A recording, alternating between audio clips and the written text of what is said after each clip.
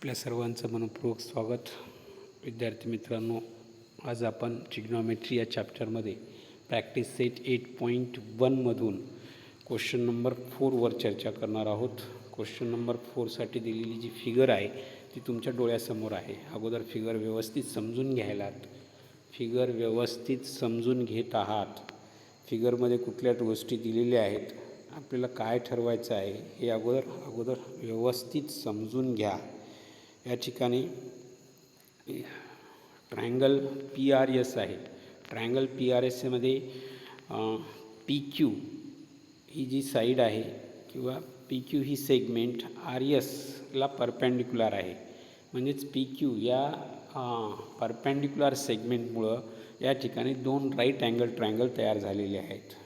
या फिगरमध्ये दोन right अँगल्ड triangle दडलेले आहेत. आत्तापर्यंत जे तुम्ही प्रश्न अभ्यासले त्यात प्रत्येकी एकच राईट अँगल ट्रायंगल होता. प्रत्येक प्रश्नात फक्त एक राईट अँगल ट्रायंगल होता, पण या प्रश्नात दोन राईट अँगल ट्रायंगल एकत्र आलेले आहेत. तर अगोदर समजून घ्या की हे दोन राईट अँगल ट्रायंगल कोणते आहेत. तर एक राईट अँगल ट्रायंगल यात तुम्हाला दिसत आहे, ट्रायंगल PQR.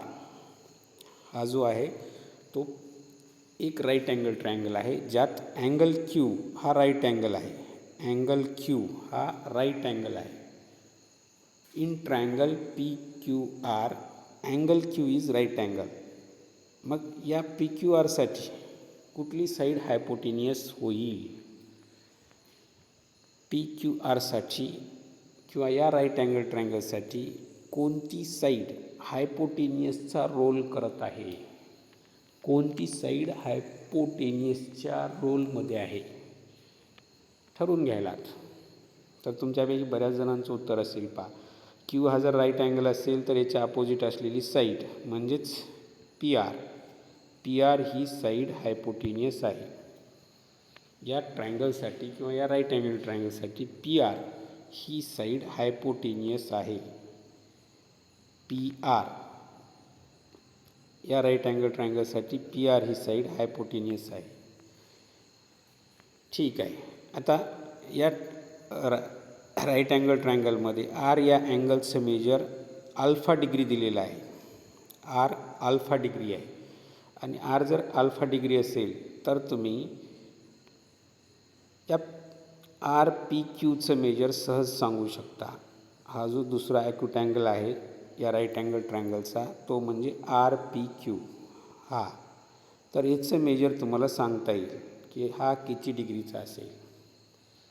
तुम्हाला माहीत आहे कुठल्याही राईट अँगल ट्रायंगलमध्ये ॲक्यूट अँगल, राईट अँगल सोडून रिमेनिंग जे ॲक्यूट अँगल असतात ते एकमेकांचे कॉम्प्लिमेंटरी असतात. आणि कॉम्प्लिमेंटरी असतात म्हणजे त्यांच्या मेजरची सम 90 डिग्री असते. आणि म्हणून R जर अल्फा डिग्री असेल तर हा RPQ 90 मायनस अल्फा डिग्री होतो. 90 मायनस अल्फा डिग्री एवढं मेजर होतं RPQचं. R हा अँगल जर अल्फा डिग्री असेल तर RPQ या अँगलचं मेजर 90 मायनस अल्फा डिग्री होतं. तर हा झाला पहिला ट्रायंगल. आता पाहायलात तुम्ही साईडला हा दुसरा ट्रायंगल. या दुसऱ्या ट्रायंगलमध्ये सुद्धा Q हा राईट अँगल आहे. दुसरा राईट अँगल ट्रायंगल आहे PQS. दुसरा राईट अँगल ट्रायंगल पाहायलात तुम्ही PQS आहे. यात Q अँगल राईट अँगल आहे आणि म्हणून या ट्रायंगलसाठी हायपोटेनियस असणार आहे PS हा हायपोटेनियस असणार आहे. या राईट अँगल ट्रायंगलमध्ये P म्हणजेच QPS या अँगलचं मेजर थीटा डिग्री दिलेलं आहे. Theta degree. आणि हा जर थीटा डिग्री असेल तर तुम्ही या यसचं मेजर सहज सांगू शकता. सांगायलात तुम्ही यसचं मेजर वहीवर लिहून ठेवायलात की यस हा अँगल किती डिग्री होत आहे. थीटा डिग्री आणि यस हा अँगल हे दोघं एकमेकांचे कॉम्प्लिमेंटरी अँगल आहेत आणि म्हणून या दोन्हीची सम 90 डिग्री असते. त्यातला हा जर थीटा डिग्री असेल तर हा होत आहे 90 मायनस थीटा डिग्री. हेच तुमचं उत्तर असेल. यसचं मेजर 90 मायनस थीटा डिग्री. ठीक आहे. तर आत्तापर्यंत तुम्ही फिगर समजून घेतली. आता आपण पुढच्या कामाला लागणार आहोत. पुढचं काम म्हणजे आता अल्फाशी रिलेटेड 3 ट्रिग्नॉमेट्रिक रेशो तुम्हाला ठरवायचे आहेत. ते म्हणजे साईन अल्फा, कॉस अल्फा आणि tan alpha. Sine alpha, cos alpha आणि टॅन अल्फा. सुरुवातीला तुम्ही व्हॅल्यू मला सांगणार आहात साईन अल्फाची. Sine of alpha, sine alpha, sine अल्फाची व्हॅल्यू सांगायलात. फटकन फॉर्म्युला आठवायलाच. काय आहे formula? Opposite side upon hypotenuse. अल्फासाठी अपोजिट साईड, अल्फासाठी अपोजिट साईड, अल्फासाठी अपोजिट साईड आहे पी क्यू. पी क्यू अल्फासाठी असलेली opposite side P Q upon hypotenuse. ज्या ट्रायंगलचा, ज्या राईट अँगल ट्रायंगलचा अँगल अल्फा आहे, ज्या राईट अँगल ट्रायंगलचा अल्फा आहे त्या राईट अँगल ट्रायंगलचा हायपोटेनियस हा आहे. हा म्हणजे P R. P R, P R म्हणजे sine alpha is equal to P Q upon P R. Sine alpha is equal to P Q upon P R असं तुमचं उत्तर असेल. आता या साईन अल्फावरून तुम्ही लगेच कोसेक अल्फाची व्हॅल्यू सहज सांगू शकता. कारण साईनचा इन्व्हर्स कोसेक आहे. साईनचा इन्व्हर्स कोसेक आहे आणि म्हणून कोसेक अल्फाची व्हॅल्यू तुम्ही सांगत आहात P R upon P Q. P R upon P Q. याच्यासाठी फॉर्म्युला आठवण्याची गरज नाही, कारण साईन अल्फाची व्हॅल्यू आपल्याकडं आहे.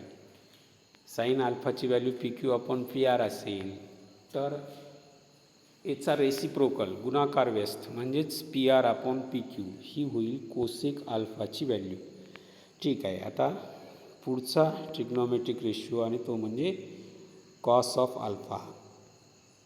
कॉस अल्फा ठरवायला, त्याच्यासाठी कॉसचा फॉर्म्युला आठवायला. कॉसचा फॉर्म्युला आठवा. कॉस तुमच्यापैकी बऱ्याच जणांनी फॉर्म्युला लिहिलेला असेल adjacent side upon hypotenuse. Adjacent side upon hypotenuse. आता अल्फासाठी ॲडजसंट साईड, अल्फासाठी ॲडजसंट साईड सांगायला. अल्फासाठी या ठिकाणी अल्फा आहे आणि या अल्फासाठी ॲडजसंट साईड होत आहे ही म्हणजे R Q. R Q adjacent side upon hypotenuse. Hypotenuse आहे आर पी किंवा P R. P R.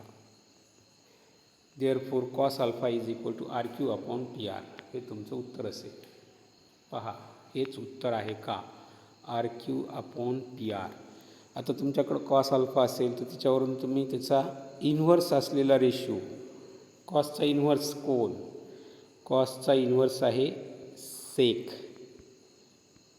कॉसचा inverse आहे सेक. सेक अल्फाची व्हॅल्यू सहज सांगू शकता. त्याच्यासाठी तुम्ही ही जी काही व्हॅल्यू आहे त्याची गुणाकार व्यस्त म्हणजेच रेसिप्रोकल लिहिणार आहात आणि तो म्हणजे P R upon R Q.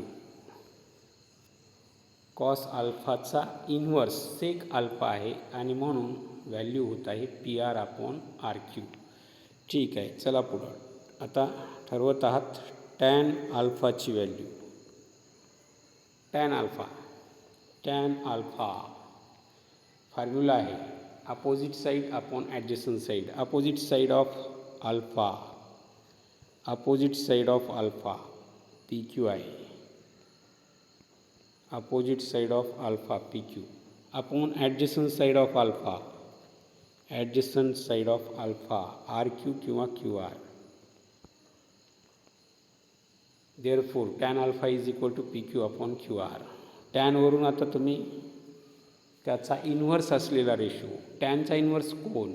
आठवा टॅनचा इन्व्हर्स. तुमचं उत्तर असेल कॉट.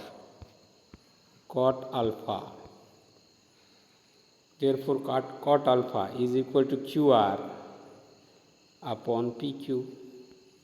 याच्यासाठी तुम्हाला फॉर्म्युला आठवायचा नाही किंवा फिगरसुद्धा पाहायची नाही. टॅन अल्फाची व्हॅल्यू जर तुमच्याकडं असेल तर काही सेकंदात कॉट अल्फाची व्हॅल्यू तुम्हाला सांगता येते. ठीक आहे, हे झाले अल्फाशी रिलेटेड असलेले 6 ट्रिग्नॉमेट्रिक रेशो. आता थीटाशी रिलेटेड असलेले 6 ट्रिग्नॉमेट्रिक रेशो तुम्ही ठरवणार आहात आणि त्यातला आपण सुरुवातीला घेत आहोत थीटाशी रिलेटेड असलेले 6 ट्रिग्नॉमेट्रिक रेशो आपल्याला ठरवायचे आहेत. फिगर तुम्ही या ठिकाणी पाहत आहात. फिगर तुमच्या समोर आहे. थीटा ज्याचा एक अँगल आहे तो ट्रायंगल तुम्ही पाहिलात. याच्याशी रिलेटेड असलेले ट्रिग्नॉमेट्रिक रेशो आपण आता पाहणार आहोत. सुरुवातीला sine theta, sine of theta, sine theta degree. चला प्रत्येकानं आपलं उत्तर नोंदवा. साइन थीटासाठी साइन थीटाची व्हॅल्यू फॉर्म्युला आठवायला opposite side upon hypotenuse. Opposite side of theta, opposite side of theta तुमचं उत्तर असेल q s. Opposite side of theta is q s. Hypotenuse, hypotenuse of the triangle p q s, hypotenuse of triangle PQS is PS. Therefore sin theta is equal to QS upon PS. आता तुमच्याकडं हा sine theta असेल तर याच्यावरून तुम्ही cosec थीटाची value काही सेकंदात सांगू शकता किंवा लिहू शकता. लिहिलेली असेल तुमच्यापैकी बऱ्याच जणांनी लिहिलेली असेल. तुमच्यापैकी बऱ्याच जणांचं उत्तर असेल cosec theta is equal to PS upon q s. हेच उत्तर असणार आहे का पहा. प्रत्येक उत्तरासाठी 1 गुण देत आहात. चला पुढं. आता ठरवायला तुम्ही कॉस थीटाची value, cos of theta. Cos theta आणि कॉसचा इन्व्हर्स सेक थीटा या दोन्हीही व्हॅल्यू तुम्ही सांगू शकता. दोन्ही व्हॅल्यू. ठीक. कॉससाठी फॉर्म्युला काय आहे आठवायला. कॉससाठी असलेला formula adjacent side upon hypotenuse. Adjacent side for acute angle theta is, adjacent side for acute angle theta is P Q. Adjacent side for theta is P Q. Hypotenuse P S, hypotenuse आहे P S. Cos theta adjacent side P Q आहे, hypotenuse P S आहे. Therefore P Q upon T S. आता कॉसचा inverse sec आहे. Therefore sec theta is equal to P S upon P Q. असंच तुमचं उत्तर असेल. प्रत्येक रेशोसाठी 1 गुण देत आहात. जर तुमचं उत्तर बरोबर असेल तर 1 गुण द्यायलात. उत्तर जर चुकलेलं असेल तर दुरुस्त करून घ्यायलात 0 गुण द्यायलात. चला पुढं. ठरवा टॅन थीटाची व्हॅल्यू, टॅन थीटा आणि त्याच्यानंतर टॅनचा इन्व्हर्स असलेला कॉट. दोन्ही व्हॅल्यू ठरवून घ्यायलात. टॅन थीटा आणि कॉट थीटा. चला लागा कामाला. टॅन थीटाची व्हॅल्यू फटकन सांगा. फॉर्म्युला काय आहे opposite side upon adjacent side. थीटासाठी अपोजिट साईड होते क्यू एस. थीटासाठी अपोजिट साईड आहे क्यू एस. थीटासाठी ॲडजसंट साईड आहे P Q. And therefore tan theta is equal to Q S upon P Q. हेच तुमचं उत्तर असेल. कॉट थीटा तर सोपंच आहे. अरे कॉट थीटा आहे काय, टॅनचा इन्व्हर्स. आणि इन्व्हर्स आहे काय, अरे इन्व्हर्स आहे काय, खाली मुंडकं वर पाय. इन्व्हर्स आहे काय, खाली मुंडकं वर पाय. करा ना मग खाली मुंडकं वर पाय याचं. म्हणजेच पी क्यूला वर घेऊन जा आणि क्यू एसला खाली आणा. झालं खाली मुंडकं वर पाय. इन्व्हर्स आहे काय, खाली मुंडकं वर पाय. फक्त तुम्हाला इथं लक्षात ठेवायचं आहे मित्रांनो की कोण कुणाचा इन्व्हर्स आहे ते पक्क करून घ्या.